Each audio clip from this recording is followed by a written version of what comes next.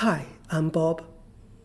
Today we will tackle the problems for Chapter 14, Advanced Panel Data Methods, in the textbook Introductory Econometrics, a Modern Approach, the 7th edition, by Professor Jeffrey Woodridge.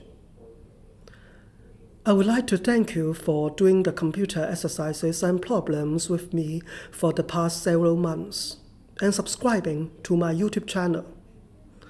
I will not succeed without your support. Keep up the good work and let's solve the problems today.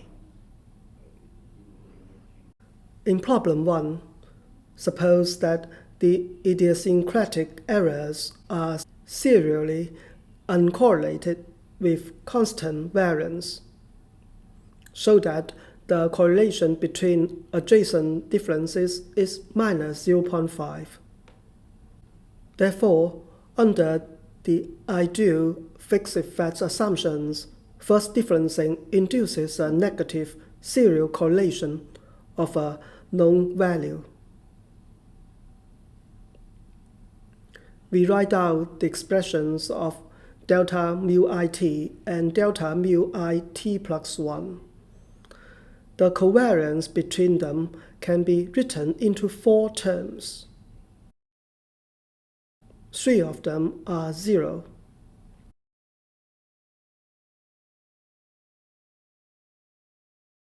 So the covariance between the two adjacent differences is minus sigma mu squared. The variance of delta mu is 2 times sigma mu squared.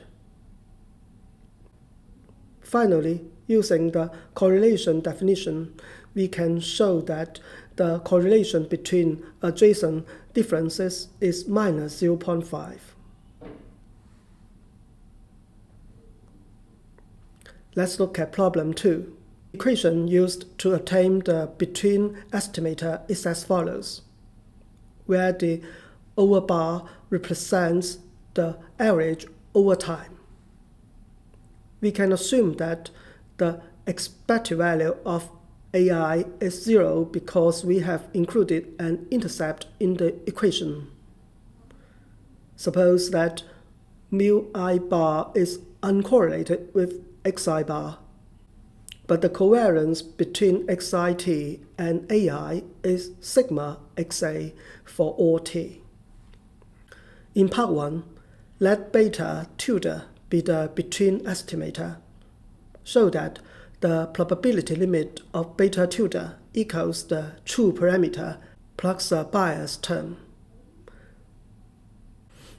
We can use the matrix notation to show it. When we regress yi bar on xi bar, we can write the OLS estimator beta tilde as follows. We replace yi bar with its expression, and then beta tilde equals beta plus a bias term.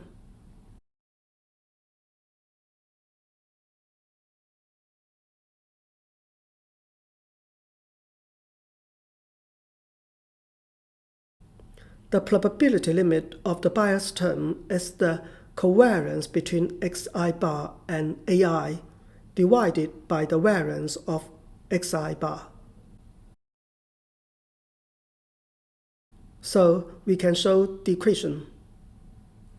Or we can use the 5.5 and 5.6 equations in the textbook directly. We treat AI as the omitted variable and plug it in the omitted variable formula to show the result.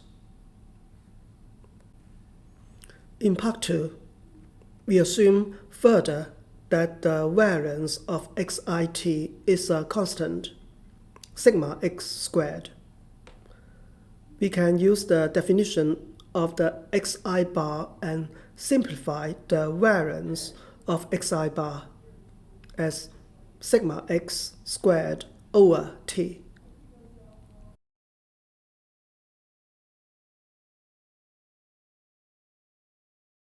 Then we can show the result. In part 3, As t increases, the bias term becomes larger in absolute value, and inconsistency becomes severer.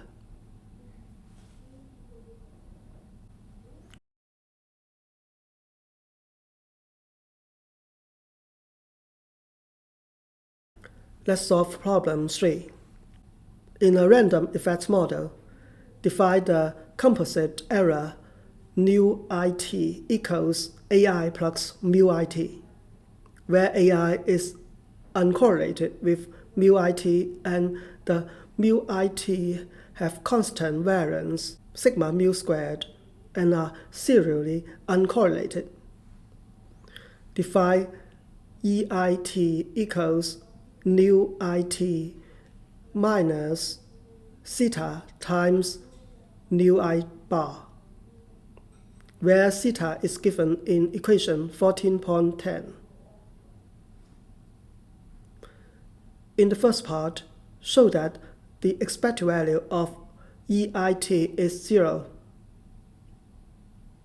Theta is a function of the variance of mu, the variance of A and T. It is a constant. We can write down the expected value of nu it into 4 terms.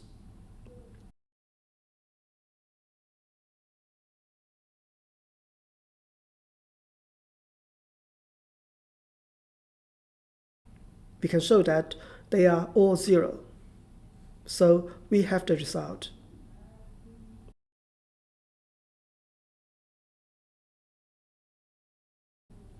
In part 3, we will show that the covariance between EIT and EIS is 0.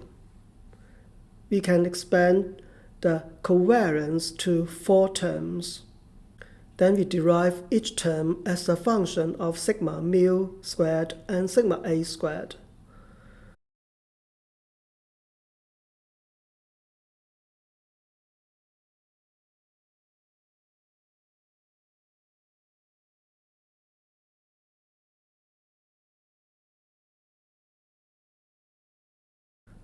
So the covariance can be written as a function of sigma a squared, sigma mu squared, t, and theta, where theta is also a function of sigma a squared, sigma mu squared, and t. Plug in theta and theta squared. We can show the result.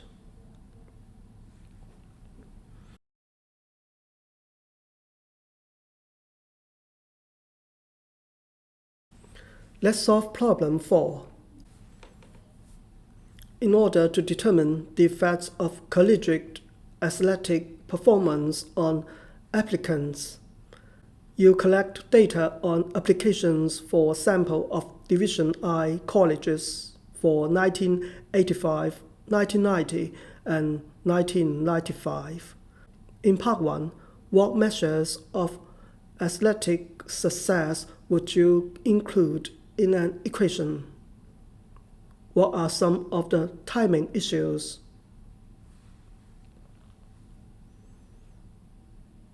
Athletic success includes the winning percentage of the school team and the ranking of the team. We should collect the measures of the success that happened before the application. For part 2, the basic unit of the panel data is the college. We can add the quality of courses and the school's ranking to the model as control variables because they also determine how many applications the college receives.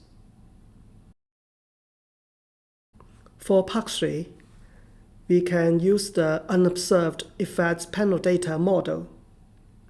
The outcome variable, the number of applications, is in the logarithmic form, so beta 1 measures the percentage change in applications.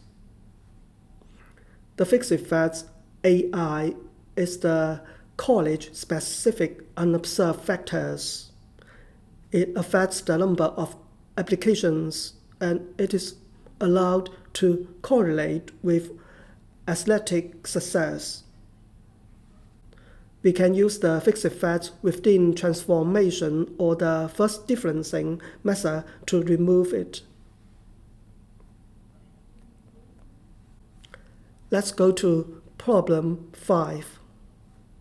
Suppose that for one semester, you can collect the following data on a random sample of college juniors and seniors for each class taken.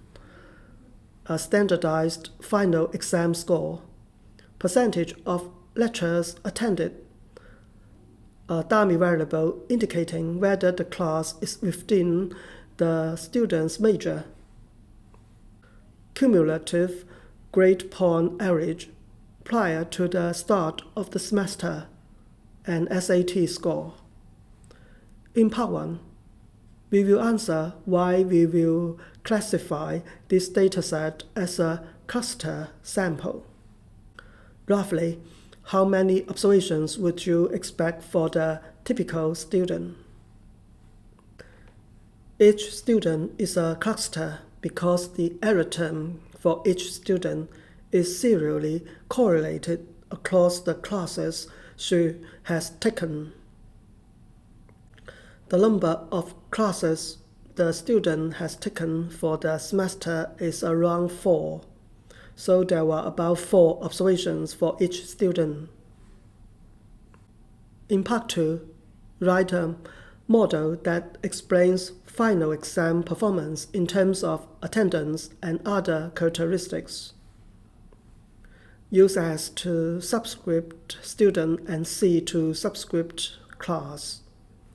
Which variables do not change within a student? The unobserved effects model is as follows.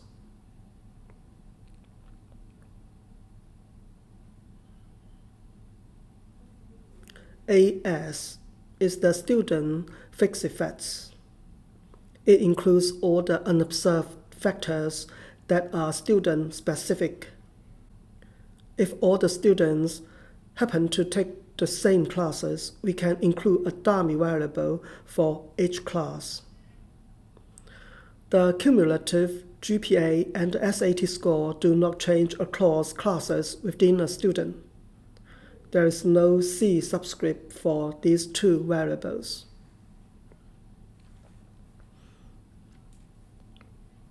In part 3, if you pull all the data and use OLS, what are you assuming about unobserved student characteristics that affect performance and attendance rate? What roles do SAT score and prior GPA play in this regard? The fixed effects AI represents all the unobserved student characteristics affecting final exam performance and lecture attendance. We should assume that AI is uncorrelated with the explanatory variables in the model for the pooled OLS estimates to be consistent. In other words, the unobserved student characteristics should be uncorrelated with all the explanatory variables in the model. The SAT and GPA are proxies for the student's ability that affect both final exam performance and lecture attendance. We add them to the model as control variables. After including them, we hope that the unobserved student characteristics left over in the fixed effects AI are not correlated with the explanatory variables in the model. In part 4, if you think SAT score and prior GPA do not adequately capture student ability, how would you estimate the effect of attendance on final exam performance? We use the unobserved effects model. It has controlled for the other student ability that is not captured by SAT and GPA. The other unobserved student ability is in the fixed effects AI. We use the fixed effects within transformation or the first differencing method to remove the student fixed effects in the unobserved effects model. Notice that all student-specific variables, including SAT and GPA, will drop out from analysis along with the fixed effects AI.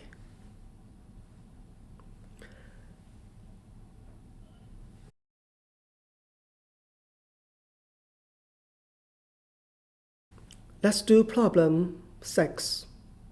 Using the cluster option in Stata, the fully robust standard errors for the pooled OLS estimates in Table 14.2 are robust to serial correlation and heteroscedasticity in the composite errors.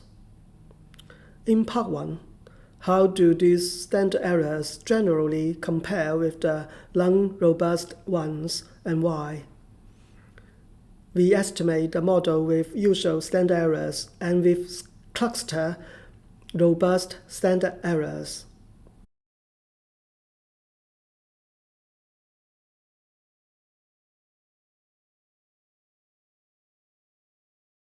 We can see from the table that the heteroscedasticity and serial correlation robust standard errors are larger than the usual standard errors. It is true for both time constant and time varying variables.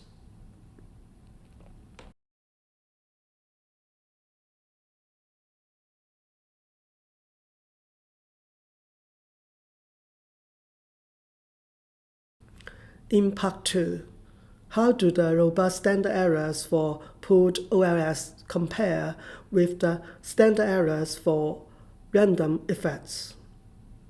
Does it seem to matter whether the explanatory variables is time constant or time varying?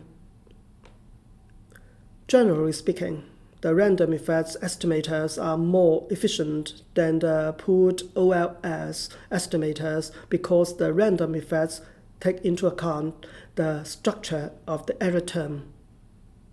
An individual fixed effect plugs an idiosyncratic error.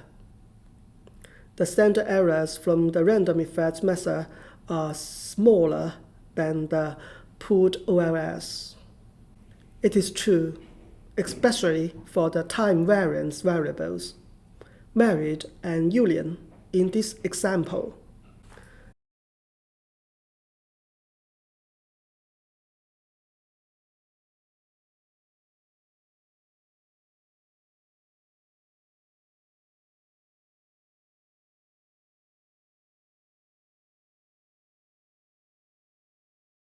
The Hispanic variable is an exception.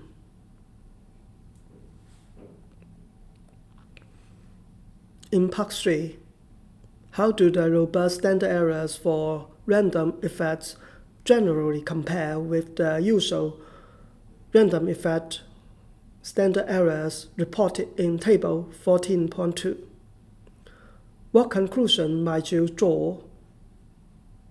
The fully robust standard errors for random effects are larger than the usual standard errors, except for the Hispanic variable.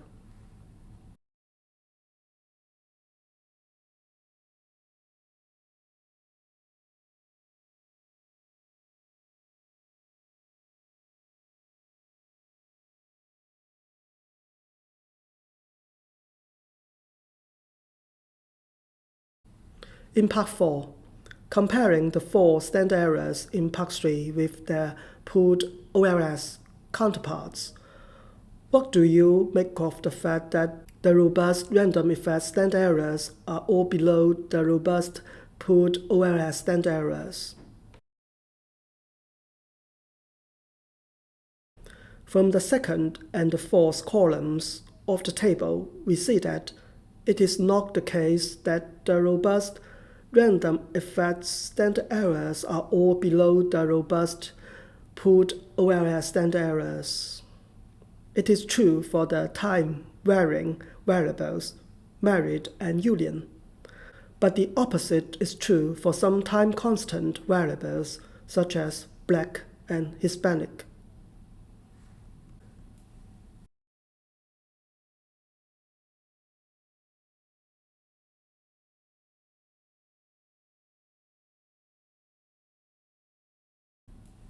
Let's find answers to problem 7. The dataset is a random sample of individuals from the United States. Here we are interested in estimating a simple regression model relating to the log of weekly income to schooling. There were 29,501 observations. Associated with each individual is a state identifier for the 50 states plus the District of Columbia. A less coarse geographic identifier is Puma, which takes on 610 different values indicating geographic regions smaller than a state. Running the simple regression of log income on education gives a slope coefficient equal to 0.1083. The heteroscedasticity robust standard error is about 0.0024. The standard error clustered at the Puma level is about 0.0027, and the standard error clustered at the state level is about 0.0033. Which of these standard errors is the most reliable for computing a confidence interval? Explain. From the textbook, we know that if the individuals are randomly drawn from the population, we should use the heteroscedasticity robust standard errors instead of any cluster standard errors. Cluster standard errors apply to the true cluster samples. In a true cluster sample, the clusters are first drawn from a population, and then individuals are drawn from the clusters. Therefore, the heteroscedasticity robust standard errors are the most reliable.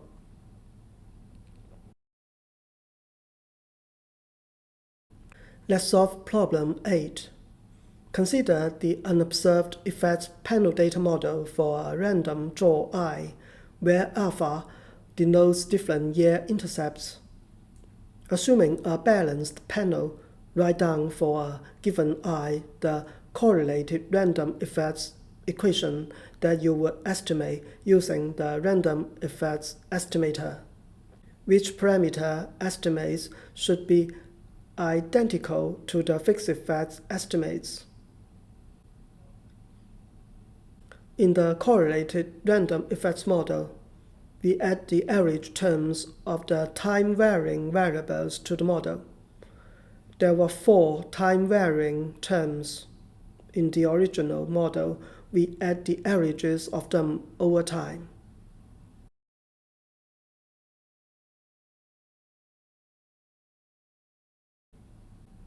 The estimates of the time-varying variables in the correlated random effects model should be identical to the fixed effects estimates.